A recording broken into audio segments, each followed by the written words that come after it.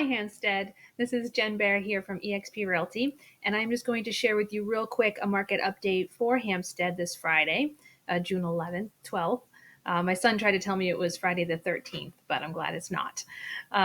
So anyways, real quick here, on my screen, you can see that in Hampstead, this is the most popular listing on Ells Road. We have the most expensive listing on Holiday Lane, and the least expensive is also on Ells Road. You can come down here, and I can't wait for the day when these open houses will be available again, because that is exactly why I share these on Friday.